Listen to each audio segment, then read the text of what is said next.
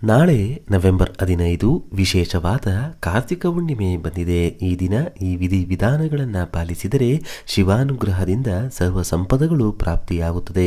ಆಂಜನೇಯ ಸ್ವಾಮಿಯ ವಿಶೇಷ ಕೃಪೆ ಲಭಿಸುತ್ತೆ. ನಿಮ್ಮೆಲ್ಲ ಕಷ್ಟಗಳಿಗೆ ಮುಕ್ತಿ ನೀಡುವಂತಹ ಸರಳ ವಿಧಾನಗಳು ಯಾವುವೆಂದು ಇವತ್ತಿನ ಈ ವಿಡಿಯೋದಲ್ಲಿ ಸಂಪೂರ್ಣವಾಗಿ ತಿಳಿಸಿಕೊಡ್ತೀವಿ. ಬನ್ನಿ. ಕಾರ್ತಿಕ ಪೌರ್ಣಮಿಯ ದಿನ ಮಾಡಬೇಕಾದ ಮೊದಲ ಕೆಲಸ ಏನೆಂದರೆ ಅದು ದೀಪಾರಾಧನೆ. ಮನೆಯಲ್ಲಿ ಅಥವಾ ದೇವಾಲಯಗಳಲ್ಲಿ ನಿಮ್ಮ ಕೈಲಾದಷ್ಟು ದೀಪಗಳನ್ನು ಬೆಳಗಿಸಿ ದೇವರ ದರ್ಶನವನ್ನ ಮಾಡಿ ಮನೆಗೆ ಬರಬೇಕು. ಇದರಿಂದ ನಿಮಗೆ ನಿಮ್ಮ ಮನೆಗೆ ಇರುವಂತಹ ಎಲ್ಲ ನಕಾರಾತ್ಮಕ ಶಕ್ತಿಗಳು, ನೆಗೆಟಿವ್ ಶಕ್ತಿಗಳು, ದೃಷ್ಟಿದೋಷಗಳು ತೊಲಗಿ ಹೋಗುತ್ತದೆ. ದೇವರ ಅನುಗ್ರಹ ನಿಮಗೆ ಮತ್ತು ನಿಮ್ಮ ಮನೆಗೆ ಪ್ರಾಪ್ತಿಯಾಗುತ್ತದೆ. ಎರಡನೆಯದಾಗಿ ಕಾರ್ತಿಕ ಹುಣ್ಣಿಮೆಯ ದಿನ ಶಿವನ ದೇಗುಲದಲ್ಲಿ ಹಾಗೂ ವಿಷ್ಣು ದೇವರ ದೇಗುಲದಲ್ಲಿ ದೀಪಾರಾಧನೆಯನ್ನ ಮಾಡಬೇಕು. ಜೊತೆಗೆ ಅಲ್ಲಿ ಮಾಡಿರತಕ್ಕಂತಹ ದೀಪಾರಾಧನೆಯ ದರ್ಶನವನ್ನ ಮಾಡುತ್ತಾ ಬೇರೆಯವರು ಹಚ್ಚಿದಂತಹ ದೀಪಗಳು ಆರಿದ್ದರೆ ಅದನ್ನು ನಿಮ್ಮ ಕೈನಿಂದ ಬೆಳಗಿಸಬೇಕು. ಇದರಿಂದ ಉತ್ತಮೋತ್ತಮ ಫಲಗಳು ಪ್ರಾಪ್ತಿಯಾಗುತ್ತದೆ. ಸಾಕ್ಷಾತ್ ಆಂಜನೇಯ ಸ್ವಾಮಿಯು ಲಂಕಾದಹನ ಮಾಡಿದ್ದು ಕಾರ್ತಿಕ ಹುಣ್ಣಿಮೆಯ ದಿನವೇ. ಆದ್ದರಿಂದ ಆ ದಿನ ಮರೆಯದೆ ಪ್ರತಿಯೊಬ್ಬರು ಕೂಡ ಆಂಜನೇಯ ಸ್ವಾಮಿಯ ದೇಗುಲದಲ್ಲಿ ದೀಪಗಳನ್ನು ಬೆಳಗಿಸಿ ಪ್ರದಕ್ಷಿಣೆಯನ್ನ ಮಾಡುತ್ತಾ ಆಂಜನೇಯ ಸ್ವಾಮಿಯ ದರ್ಶನವನ್ನ ಮಾಡಿಕೊಳ್ಬೇಕು. ಈ ಕೆಲಸವನ್ನ ನಾಳೆಯ ದಿನ ಮಾಡೋದ್ರಿಂದ ವರ್ಷ ಪೂರ್ತಿ ಆಂಜನೇಯ ಸ್ವಾಮಿಯ ರಕ್ಷಣೆ ಹಾಗೂ ಅನುಗ್ರಹ ಸದಾ ನಿಮ್ಮೊಂದಿಗಿರುತ್ತದೆ. ಕಾರ್ತಿಕ ಹುಣ್ಣಿಮೆಯ ದಿನ ಮಹಿಳೆಯರು ಅರಿಶಿಣ, ಕುಂಕುಮ, ಬಳೆ, ರವಿಕೆ ಸಮೇತ ತಾಂಬೂಲ ದಾನವನ್ನ ಮಾಡಿದರೆ ಭೂಲಾಭ ಪ್ರಾಪ್ತಿಯಾಗುತ್ತದೆ.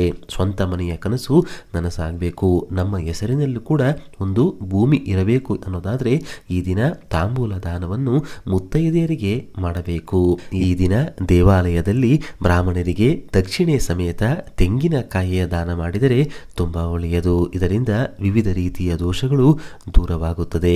ಕಾರ್ತಿಕ ಹುಣ್ಣಿಮೆಯ ದಿನ ನೆಲ್ಲಿಕಾಯಿ ದಾನ ಮಾಡಿದರೆ ಜಾತಕ ದೋಷಗಳು, ಎಲ್ಲ ವಿಧವಾದಂತಹ ದಾರಿದ್ರ್ಯ ದೋಷಗಳು ದೂರವಾಗುತ್ತದೆ ಎಂದು ಸ್ಕಂದ ಪುರಾಣದಲ್ಲಿ ತಿಳಿಸಿದ್ದಾರೆ. ಆದ್ದರಿಂದ ನಾಳೆಯ ದಿನ ನೆಲ್ಲಿಕಾಯಿಯ ದಾನವನ್ನ ಮಾಡಬೇಕು. ಈ ದಿನ ಮನೆಯಲ್ಲಿ ಅಥವಾ ದೇಗುಲಗಳಲ್ಲಿ 365 ಬತ್ತಿಗಳ ದೀಪ ಅಂದರೆ 720 ಬತ್ತಿಗಳ ದೀಪವನ್ನು ಬೆಳಗಿಸಿದರೆ ವರ್ಷ ಪೂರ್ತಿ ತಿಳಿಯದೆ ಮಾಡಿದಂತಹ ತಪ್ಪುಗಳು, ದೋಷಗಳು ದೂರವಾಗುತ್ತದೆ. ನಿತ್ಯವೂ ದೀಪಾರಾಧನೆಯನ್ನ ಮಾಡಲು ಸಾಧ್ಯವಾಗಿಲ್ಲ ಅನ್ನೋದಾದ್ರೆ ಈ 720 ಬತ್ತಿಗಳ ದೀಪವನ್ನು ಬೆಳಗಿಸಿದರೆ ವರ್ಷದ ಅಷ್ಟೂ ದಿನ ದೀಪಾರಾಧನೆ ಮಾಡಿದ ಅಖಂಡ ಪುಣ್ಯಫಲ ಪ್ರಾಪ್ತಿಯಾಗುತ್ತದೆ. ಸಾಮಾನ್ಯವಾಗಿ ಪ್ರತಿ ವರ್ಷವೂ ಕೂಡ 365 ಬತ್ತಿಗಳ ದೀಪಾರಾಧನೆಯನ್ನ ಮಾಡಿಕೊಳ್ತೀರಾ. ಆದರೆ ಈ ಒಂದು ಸೂಕ್ಷ್ಮ ವಿಚಾರ ಎಷ್ಟೋ ಜನರಿಗೆ ಗೊತ್ತಿರೋದಿಲ್ಲ.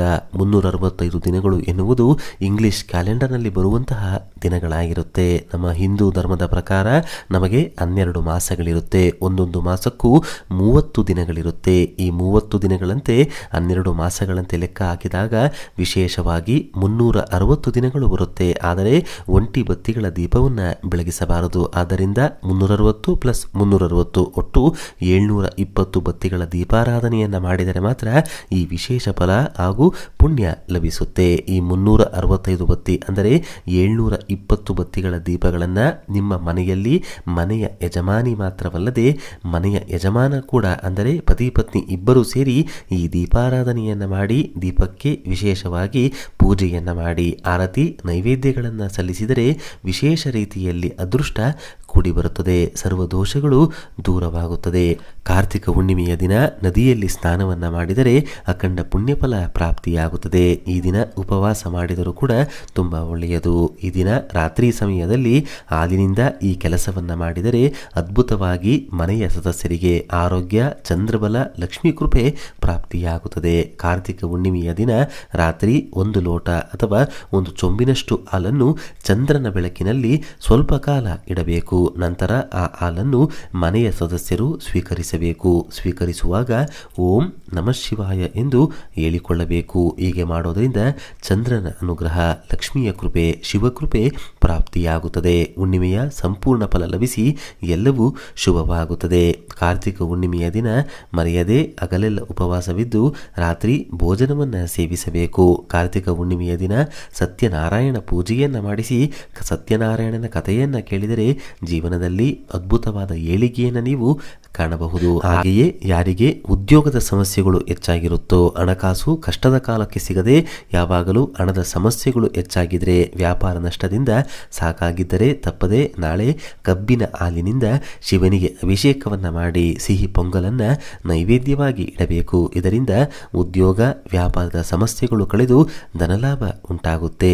ಹಾಗೆಯೇ ಮಾಟಮಂತ್ರ, ದುಷ್ಟಶಕ್ತಿಗಳ ಕಾಟ, ಶತ್ರುಗಳ ಕಾಟ ಹೆಚ್ಚಾಗಿದ್ದವರು ಅನ್ನ ಹಾಗೂ ಜೇನುತುಪ್ಪದಿಂದ ಚಿಕ್ಕದಾಗಿ ಶಿವಲಿಂಗವನ್ನು ತಯಾರಿಸಿ ವಿಶೇಷವಾಗಿ ಪೂಜೆಯನ್ನು ಮಾಡಿ ನಂತರ ನದಿಯಲ್ಲಿ ಬಿಟ್ಟು ಬಂದರೆ ಎಂಥದ್ದೇ ಕಠಿಣ ಮಾಟಮಂತ್ರ ಪ್ರಯೋಗ ಆಗಿದ್ದರೂ ಕೂಡ ದೂರವಾಗಿ ಶಿವರಕ್ಷಣೆ ಅನ್ನೋದು ಇಡೀ ಕುಟುಂಬಕ್ಕೆ ಪ್ರಾಪ್ತಿಯಾಗುತ್ತೆ. ನೋಡಿದ್ರಲ್ಲ, ಕಾರ್ತಿಕ ಹುಣ್ಣಿಮೆಯ ದಿನ ಯಾವೆಲ್ಲ ವಿಧಿವಿಧಾನಗಳನ್ನು ಪಾಲಿಸಬೇಕಂತ ಇವತ್ತಿನ ಈ ವಿಡಿಯೋದಲ್ಲಿ ತಿಳಿಸ್ಕೊಟ್ಟಿದ್ದೀವಿ. ಈ ಮಾಹಿತಿ ನಿಮಗೆ ಇಷ್ಟವಾದರೆ ತಪ್ಪದೇ ಜೈ ವಿಷ್ಣು ಜೈ ಶಿವ ಅಂತ ಬರೆದು ಈ ವಿಡಿಯೋನ ಪ್ರತಿಯೊಬ್ಬರಿಗೂ ಕೂಡ ಶೇರ್ ಮಾಡಿ. ಮುಂದಿನ ಬಾರಿ ಮತ್ತೊಂದು ವಿಶೇಷ ದೈವ ಮಾಹಿತಿಯೊಂದಿಗೆ ನಮ್ಮ ದೇಗುಲ ದರ್ಶನ ಕರ್ನಾಟಕ ಚಾನಲ್ ಮೂಲಕ ಭೇಟಿಯಾಗೋಣ.